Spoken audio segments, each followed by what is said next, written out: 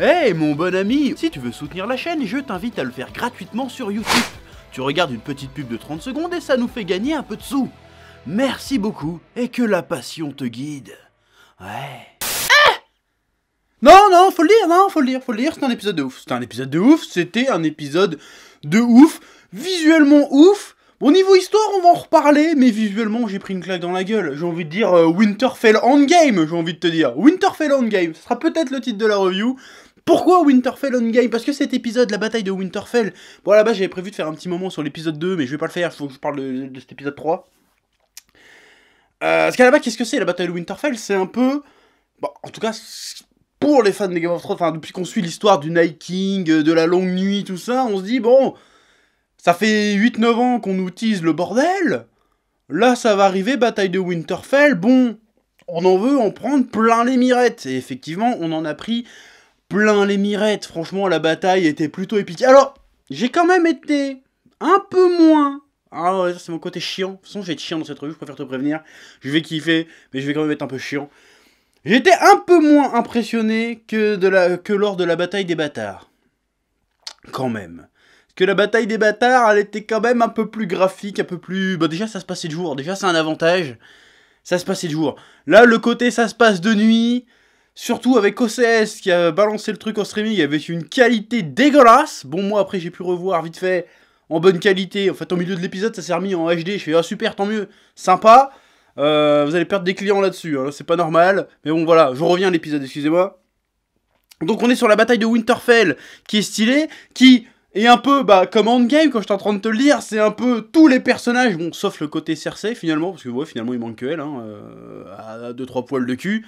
C'est un peu tous les personnages de Game of Thrones qui se retrouvent, qui est un peu la suite de ce qui avait été amorcé dans l'épisode 1 et 2 de cette saison, c'est-à-dire, du coup, je vais en reparler. Dans l'épisode 1, on réunit les personnages, dans l'épisode 2, on met à plat tous les conflits, ou presque. Donc on fait, ouais bon, on est dans la merde, donc on va se réconcilier, le passé c'est le passé, on va peut-être tous mourir, à quoi bon s'emmerder.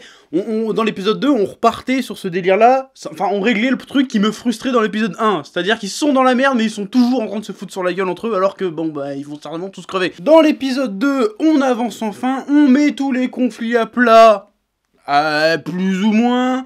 Et on est prêt à se foutre sur la gueule, on règle nos différends autour d'un petit verre de vin. On finit presque des arcs narratifs, hein, le côté Brienne de Torse, de Tar, je sais plus, qui est adoubé chevalier enfin, les deux frères qui se retrouvent, et tutti quanti. D'ailleurs, il y avait un petit côté ambiance Camelot dans l'épisode 2, tu sais, où c'était que des petits dialogues, ils s'envoyaient des fions, le côté Tormund qui se pète la gueule.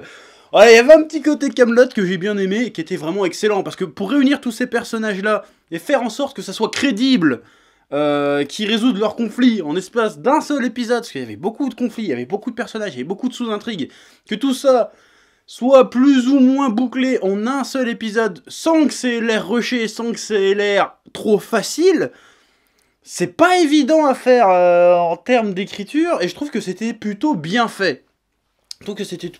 C'était pertinent, et enfin on va pouvoir avancer. Donc je trouvais que c'était plutôt pas mal. Après on arrive donc à cette bataille de Winterfell, où même, bon et après il y a le côté, là tu dis ouais je suis un Targaryen, et l'autre fait bon bah tu veux prendre ma place, bon je sais pas trop, bon bref on s'en fout. On arrive à cette bataille de Winterfell, qui, comme j'étais en train de te l'expliquer, est un peu le endgame, parce qu'il y a tous les personnages qui sont là, il y a le Night King qui arrive, méga bataille, dragon zombie, dragon volant... enfin tous les dragons volent c'est con ce que je dis, mais dragon pas zombie je veux dire. Jon Snow sur un dragon, Daenerys sur un dragon, les Dothraki, tout ce que tu veux qui se foutent sur la gueule, bon normalement, voilà, ça devait être l'apothéose d'un arc amorcé il y a déjà 8-9 ans de ça. Et ça a été le cas, mais il va falloir quand même mettre des bémols à un moment donné, mais je vais d'abord kiffer. D'abord on va prendre 5 minutes pour kiffer, parce que c'était quand même pas mal kiffant. Ouais. Et je vais surtout revenir sur la deuxième partie de l'épisode, qui était franchement, en termes de suspense, en termes de tension, plutôt stylé. Parce que pendant un moment, c'est un truc que j'en parlais justement quand je suis pas en train de comparer, mais j'en parlais quand je faisais ma review de Avenger Endgame. Je n'ai pas réussi à sortir du côté critique pour vraiment me plonger dans le délire, toi. J'ai pas été happé par le délire. Là... Il se trouve que j'ai été happé par le délire. Ça veut pas dire qu'il n'y a pas des trucs à redire, et on va en reparler. Mais là, j'ai été happé pour le délire. Donc, pour la deuxième partie de l'épisode, Et ben j'ai vraiment cru que tout le monde allait crever, si tu veux, parce que c'était plutôt bien foutu, c'était désespérant, c'était étouffant, c'était angoissant, c'était tout ce que tu veux.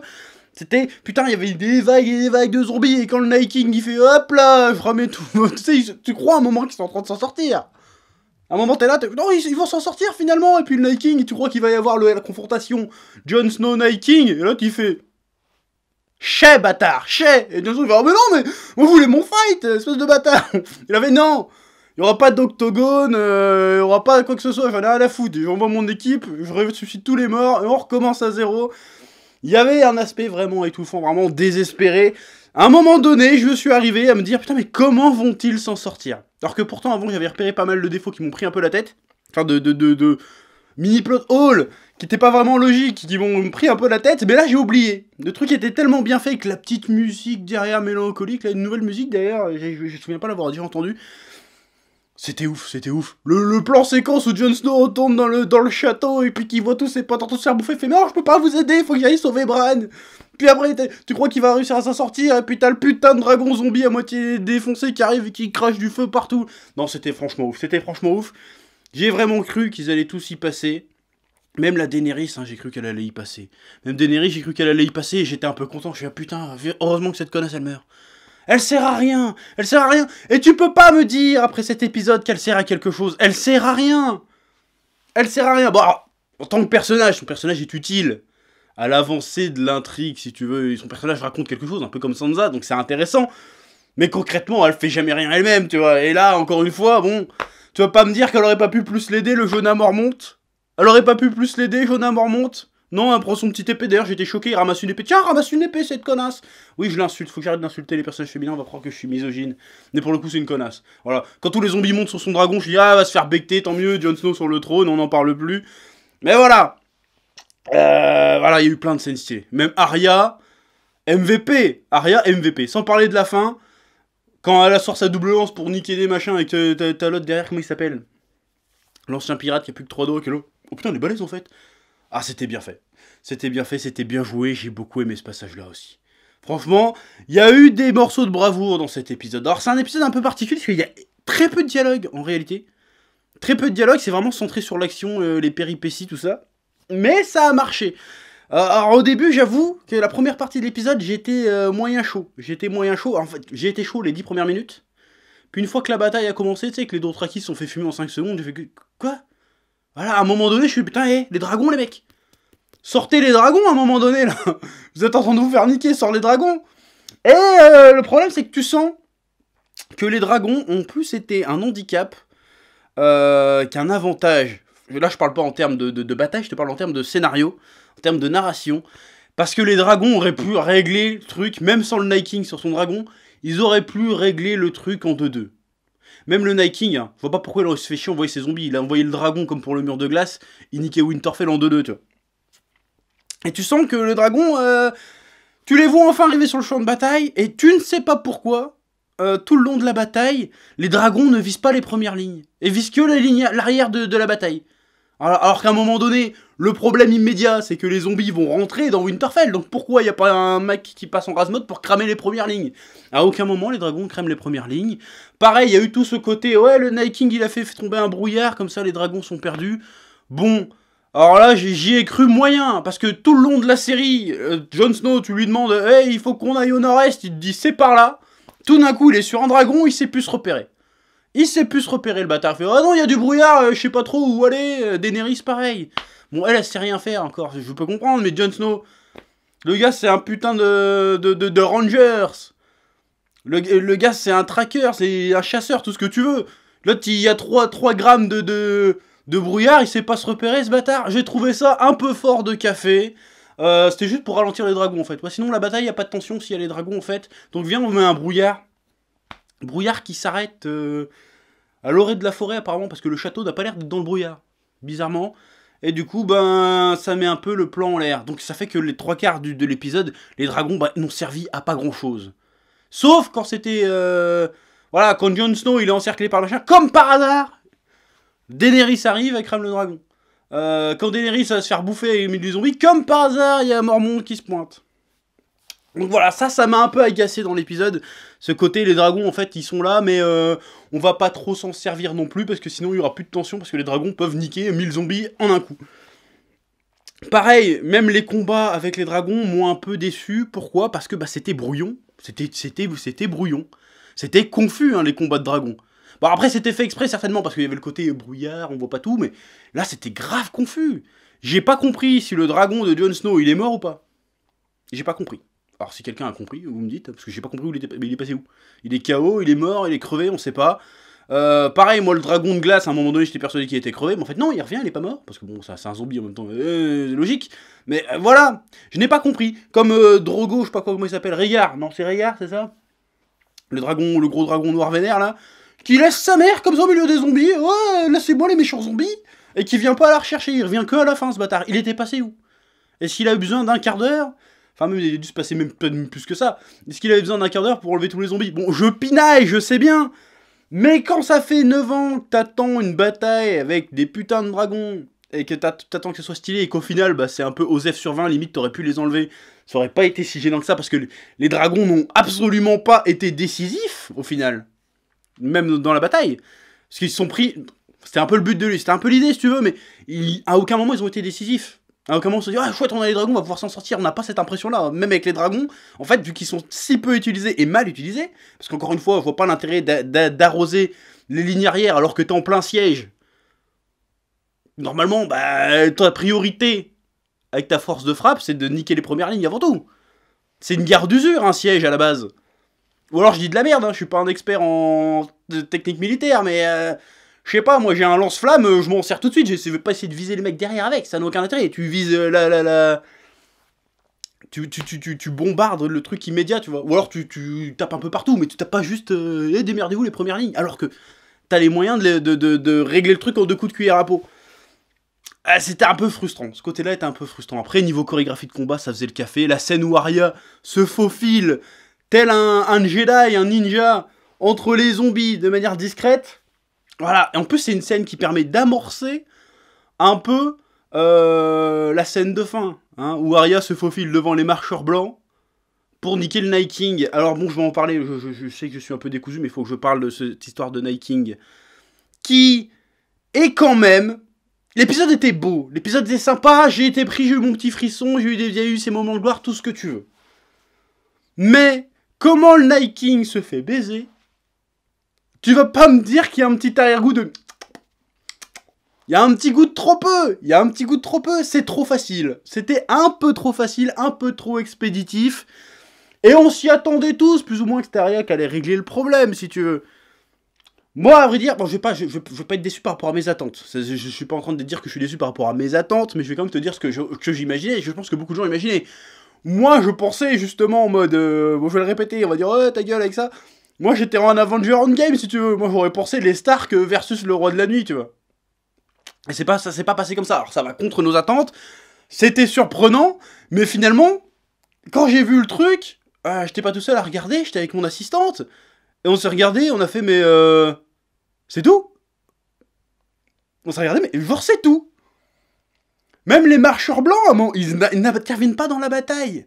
Bon, alors, certes, le fait de les voir arriver après, une fois que tout le monde est quasiment mort, qu'il n'y a plus de troupes, il ne reste plus que les personnages principaux qui ont, comme dirait Benzaï, une armure en scénarium qui fait qu'ils ne meurent pas. Alors que même Sam, putain, il doit être essoufflé, il doit avoir son cœur qui va claquer alors que ça fait 3 heures qu'il se bat le pauvre. Il est en train de se pisser dessus. Brienne, elle est... L'autre, il est avec sa main morte, c'est en train de faire « Ah non, lâchez-moi, bande de méchants !» Tout le monde est en train de se faire fumer. Et là, tu vois les remords qui se relèvent, et après, tu vois les marcheurs blancs qui arrivent comme dans un western. Et genre, ouais, en fait, vous galérez contre les sbires, mais les boss, ils arrivent, tu vois. Donc tu dis, oh putain, ils sont tellement dans la merde avec le dragon qui arrive, tu dis, ils sont tellement dans la merde. Or, certes, le fait de faire venir les marcheurs blancs, en termes de suspense et de mise en scène, je trouve que ça fonctionne.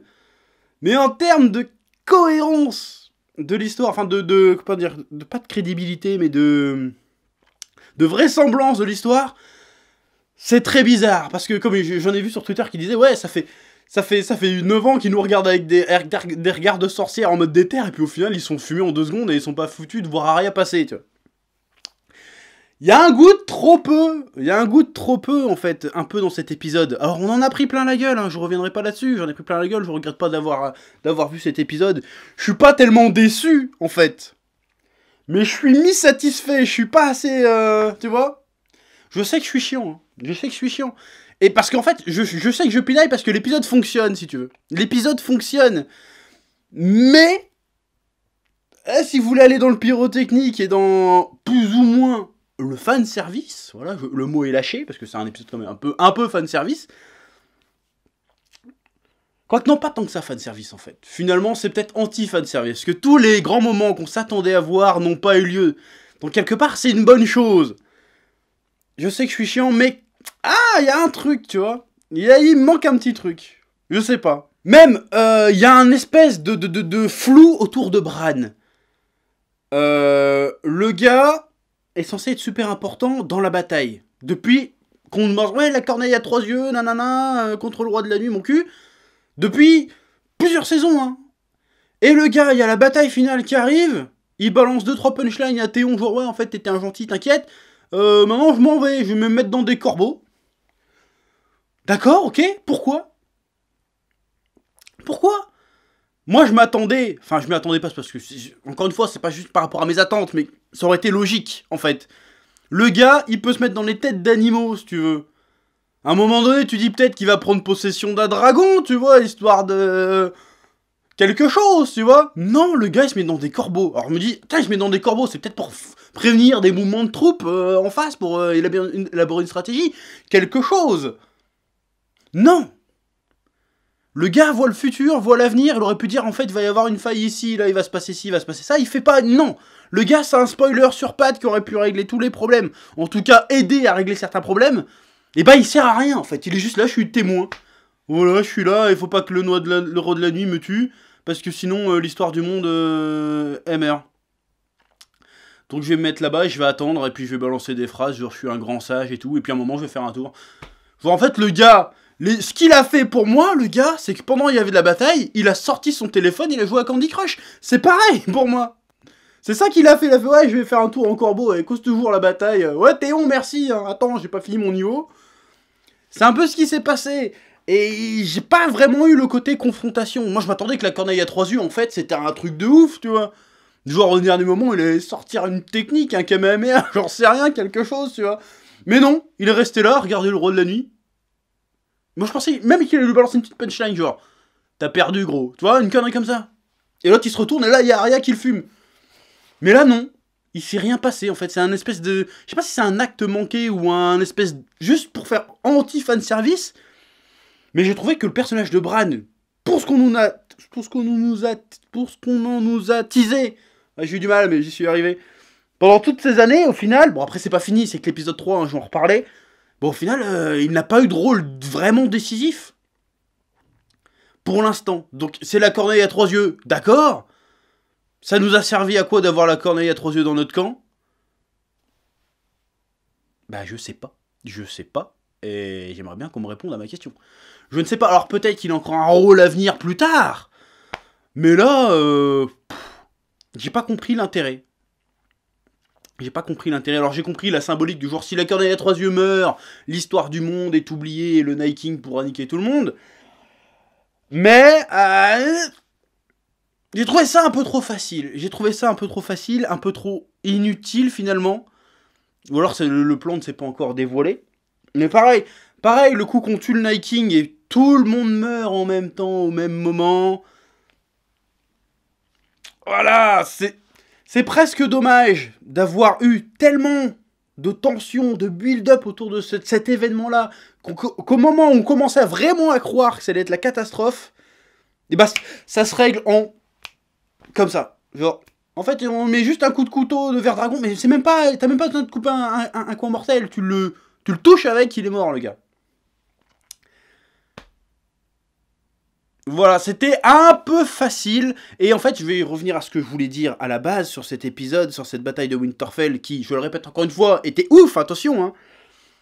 C'est que j'ai l'impression que cette histoire de Night King, depuis le début et de Longue Nuit, bah ça a été toujours plus ou moins un handicap à l'histoire. Parce que, en vrai on se demande limite ce que ça fout là. finalement. Parce que le cœur de Game of Thrones, depuis le début, c'est les intrigues politiques, les intrigues entre les personnages, les conflits entre les personnages, les conflits d'intérêt.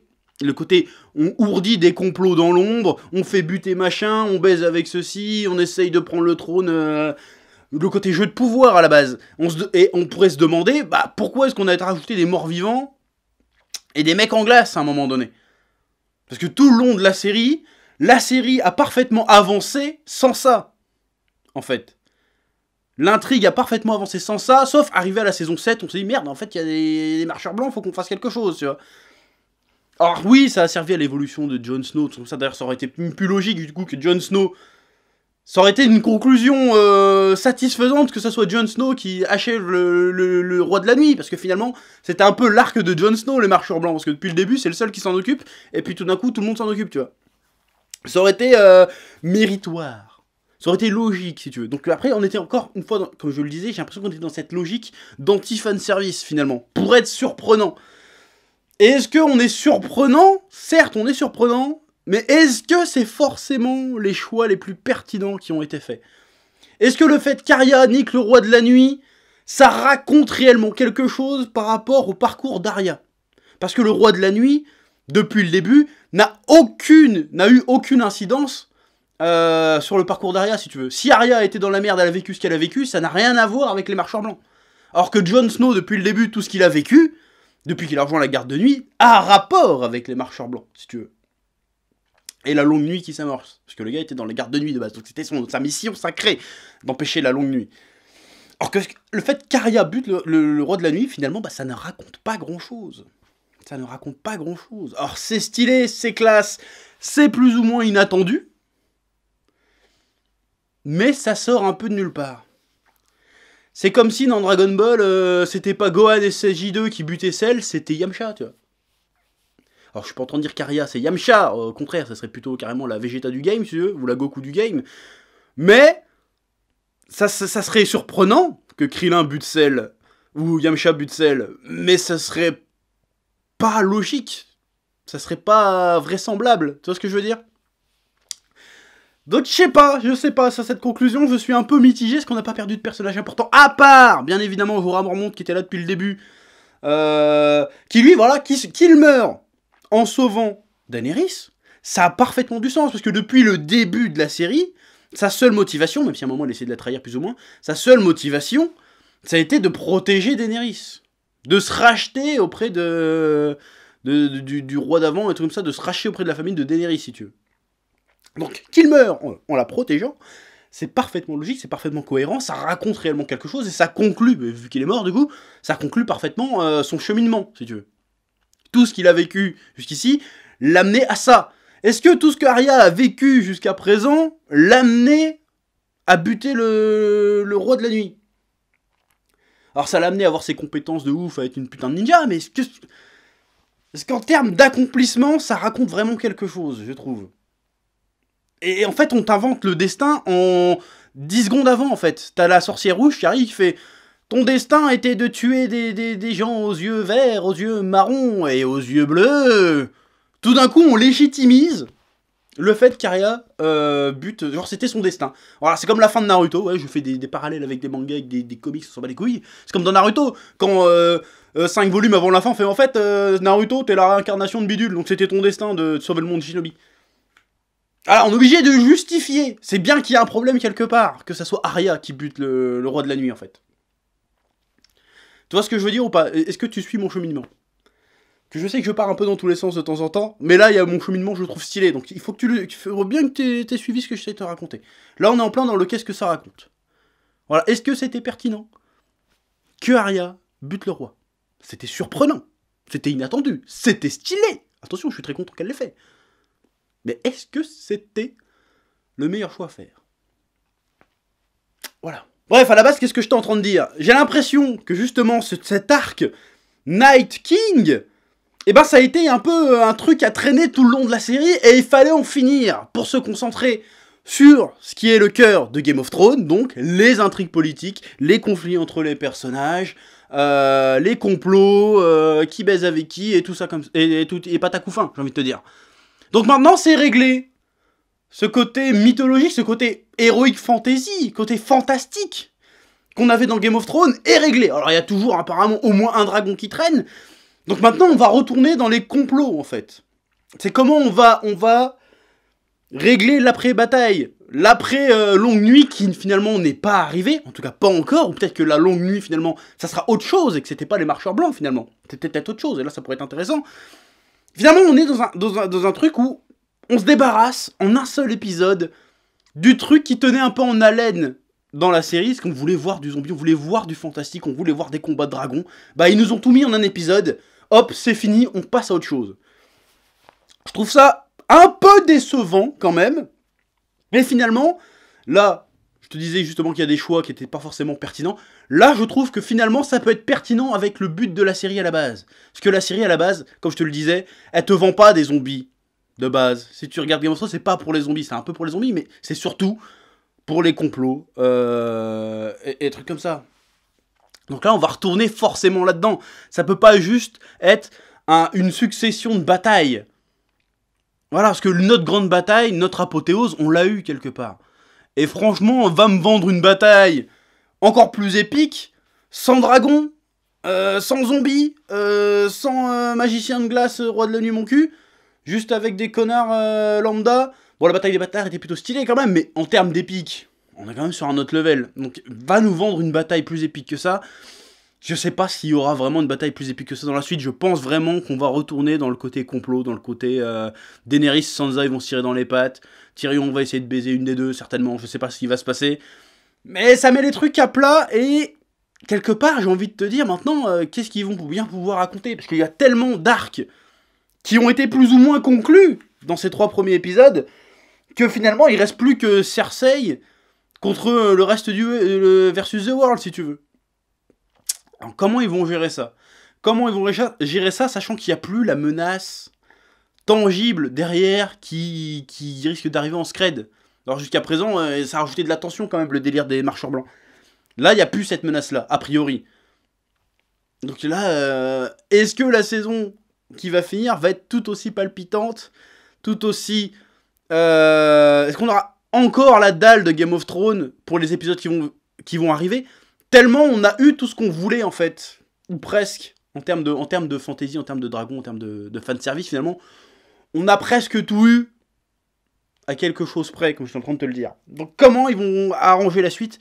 J'en sais rien. Qui va finir sur le trône de fer? J'en sais rien. Comment ils vont gérer le fait que Winterfell s'est quasiment rasé, qu'il n'y ait plus personne, qu'il n'y ait plus un chat?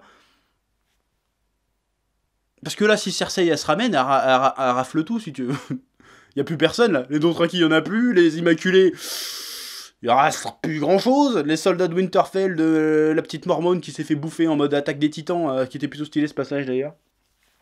Il reste plus personne. Qu'est-ce qui va se passer? Ça ne peut pas se régler juste par une bataille. Maintenant, ça peut pas. Tu peux pas faire plus bataille que ça. Donc là, je suis très curieux de savoir comment ça va se passer. Même tout le côté magique a disparu finalement, parce que même la sorcière rouge, qui n'a pas servi à grand chose, à part, oui, en fait, Taria, t'as un destin, oui, en fait, lui, à part venir, genre, j'explique des trucs et je me casse, parce que c'est exactement ce qu'elle a fait. Si, elle a allumé 2 torches, genre, le feu, et après, elle est morte, on ne sait pas pourquoi. La suite, je sais pas. Alors, je suis très curieux de voir le prochain épisode, hein, franchement, parce que... Quelle direction la série va-t-elle prendre? Alors, évidemment, ça va être l'objectif, ça va être Cersei contre mon cul, contre le reste. Mais comment ça va se régler, cette histoire? Parce qu'il y a clairement un camp victorieux, certes, mais ravagé. Alors qu'il y en a un autre, en attendant, elle se fait sauter par le roi des pirates, et elle attend de voir ce qui se passe. Donc ça peut être intéressant. Je pense qu'on va revenir aux sources de Game of Thrones. Maintenant, ça fait un quart d'heure que je le dis, mais je le répète. Maintenant que le côté Night King, est passé, ils ont balancé les dragons, ils ont balancé le machin, on va revenir en mode complot. Je pense qu'on va revenir en mode complot, et quelque part, c'est un mal pour un bien. Donc je suis très curieux de voir l'épisode prochain. Voilà. Mais j'ai kiffé ma race. Je le reverrai avec grand plaisir cet épisode, parce qu'il était quand même bien stylé. Voilà. Sur ce, comme d'habitude, je te laisse le soin de me balancer en commentaire ce que t'as pensé de cet épisode, ce que t'as pensé de cette review. Hein. Il a été un peu plus détaillé cette fois, j'espère que j'ai pas été trop relou. Tu mets un pouce bleu, tu t'abonnes, et tu vas sur Utip et t'achètes mon comics aussi. Bon là je l'ai pas sur moi là, mais t'achètes mon comics, parce que mon comics c'est très bien aussi. Voilà, sur ce, je te dis à bientôt pour de nouvelles aventures. Winter is coming, j'ai envie de te dire. Valar Morghulis, abonne-toi. Allez, bisous. Eh oh, tu vas pas te barrer comme ça, hein? Tu vas laisser un pouce bleu? Un petit pouce bleu, hein? Puis tu regardes aussi les autres vidéos? Parce que voilà, tu t'abonnes? Ouais?